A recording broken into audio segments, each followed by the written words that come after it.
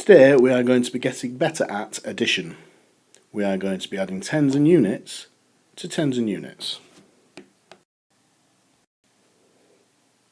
Let's take a look at this example. We have 15 add 42. Have a look at how I've set this sum out. 15 add 42 equals 57. Have a think for 10 seconds. What have I done to get to this answer?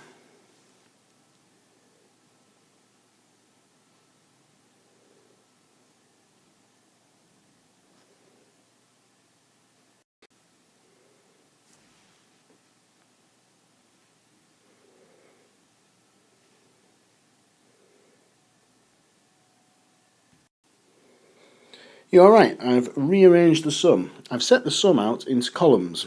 I've made sure that the units all line up together and the tens all line up together. So from the 15, the 5 is the units, and from the 42, the 2 is the units, and I make sure they're in a line. I've also made sure the 10 and the 40 are in a line as well. Then what I have done is I've started at the right hand side and started to do individual sums. So 5 units add 2 units equals 7 units. And I'm remembering to write that answer in the same column in the answer box. I then move it to the next column, the tens column, where I've got 1 10 add 4 tens equals 5 tens. And again I write that answer in the answer box, which gives us the answer 57.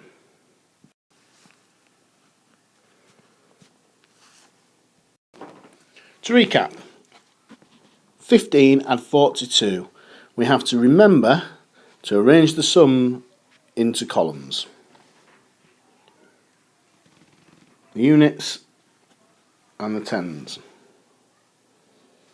We need to remember to complete the individual part of the sum starting with the right hand column. So we start on the right, which is the units. 5 units add 2 units equals 7 units. The next column, 1 10 add 4 10 equals 5 tens. And we've got to remember to write the answer into the answer box.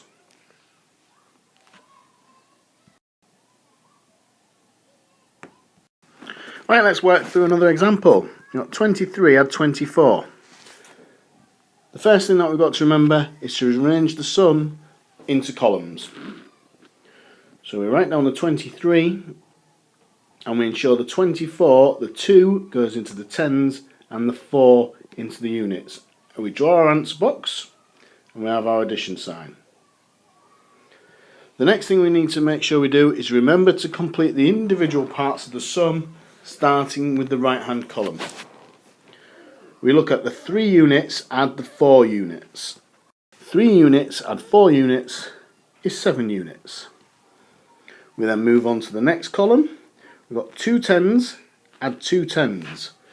2 tens add 2 tens is 4 tens. And I remember to write that into the answer box. We've then got the answer, 47.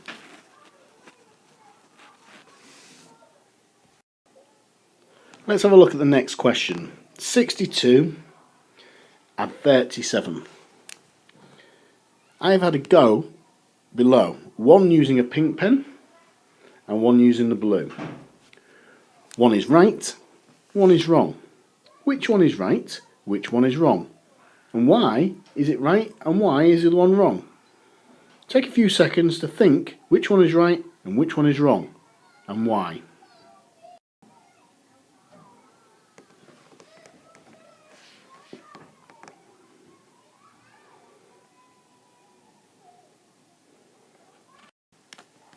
Well done. The pink one is right, the blue one is wrong. But why is the blue one wrong? Well, if you have a look, the first criteria says to remember to arrange the sum into columns. Now, I'm looking down this first column, the units column, and I have a 7, but I haven't got anything here. That's because the 2 for the units from the 62 is in the tens column, and the 2 actually needs to be in the units column. So instead of having 2 units add 7 units, I've just got 7 units, which gives me 7. Now instead of having 6 tens and 3 tens, I've now got 2 tens and 3 tens, which give me 5. And now I've managed to get a hundreds column. 600s, add no hundreds, equals 600, giving the answer 657. The pink answer is the correct one because everything is lined up correctly. The units, the tens, I've got my answer box, and I've written the answer in the answer box. So 2 units add 7 units is 9 units. We then have 6 tens add 3 tens is 9 tens, which gives us the answer 99.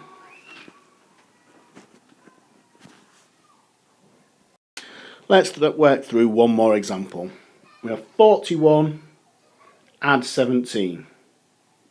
We are careful that we remember to arrange the sum into columns. So the units are together and the tens are together. We then make sure to complete the individual part of the sum starting with the right hand column. So 1 unit add 7 units equals 8 units. We then move to the tens, where we have 4 tens add 1 10 equals 5 tens, which gives us the answer 58.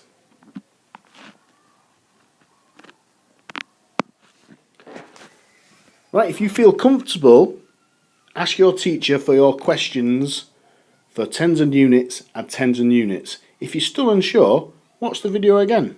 Good luck.